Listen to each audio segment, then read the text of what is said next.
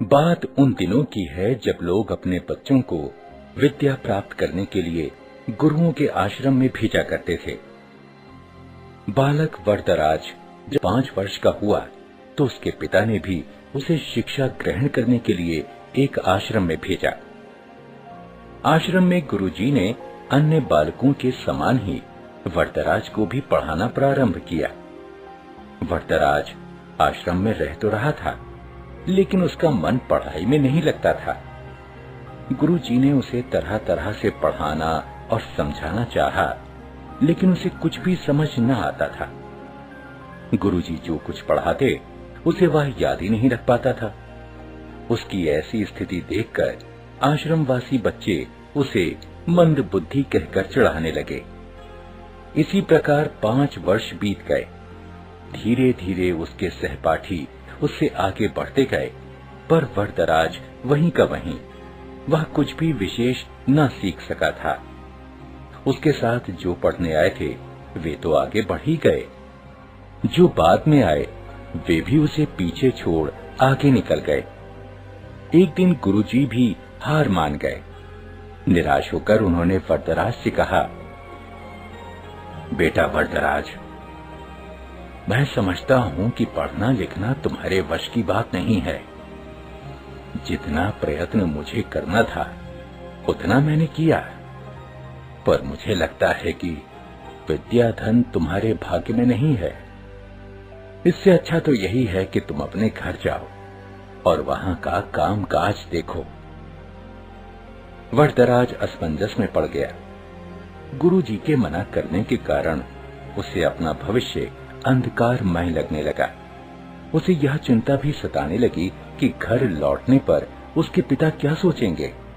गांव के लोग भी उसे मूर्ख महामूर्ख कहकर दुत्कारेंगे।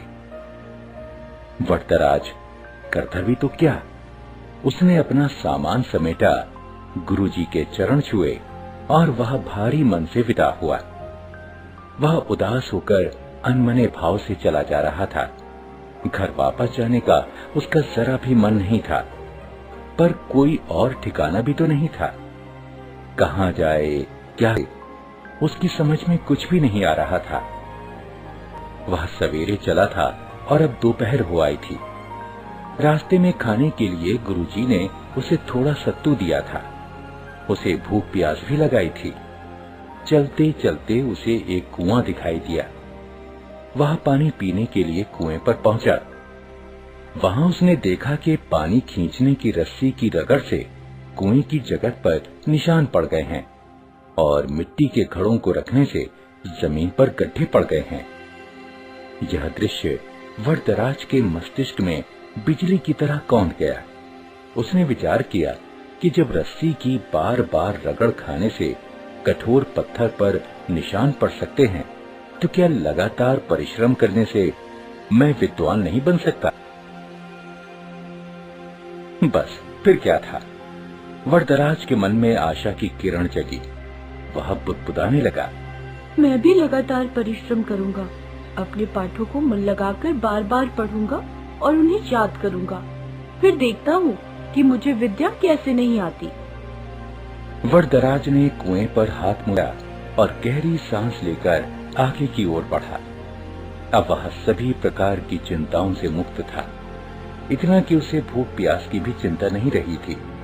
वह तेज कदमों से चल रहा था। अब वह दूसरी ही तरह का वरदराज था। वह घर की ओर नहीं बल्कि आश्रम की ओर लौट चला था। सूर्यास्त होने को था। गुरुजी आश्रम की वाड़ा में टहल रहे थे। तभी उन्होंने वरदराज को आते हुए देखा। उन्हें लगा कि शायद आश्रम में कुछ छूट गया हो, जिसे लेने वह लौटा है। वरदराज ने गुरुजी के पास पहुंचकर उनके चरण स्पर्श किए। गुरुजी ने प्यार से पूछा, क्या बात है बेटा, क्या तुम्हारा कुछ सामान छूट गया जिसे लेने तुम्हें लौटना पड़ा?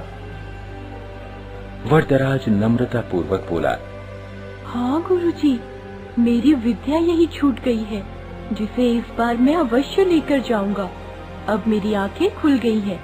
मैंने निश्चय किया है कि मैं पूरी लगन और परिश्रम से पढ़ूंगा। अब कभी आपको निराश होने का अवसर नहीं दूंगा। गुरुजी का दिल पसीज गया। उन्होंने वरदराज को गौर से देखा। उसकी आंखों में चमक थी।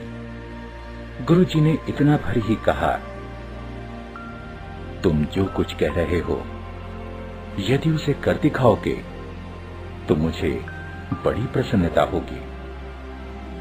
वरदराज ने पढ़ाई प्रारंभ की। अब तो उसकी भूख और नींद पता नहीं कहां गुम हो गई थी। वह देर रात तक पढ़ता और प्रातः सबसे पहले उठ जाता। वह अपना एक क्षण भी व्यर्थ न गवाता। उसने दिन रात एक कर दिए। इसका प्रभाव यह हुआ कि जो पाठ याद करना उसे पहाड़ पर चढ़ने के समान कठिन लगता था, अब वही सरल लगने लगा था। गुरुजी और अन्य बालक वरदराज में आए इस परिवर्तन को देख आश्चर्यचकित रह गए। अब वरदराज की जिंदगी प्रतिभावान बच्चों में होने लगी। यह उसकी लगन और कठोर परिश्रम का ही चमत्कार था। जानते हो, यही वरदराज आगे चलकर संस्कृत के महान विद्वान बने। संस्कृत के सबसे बड़े विद्वान पाणिनि के बाद वरदराज का ही नाम आता।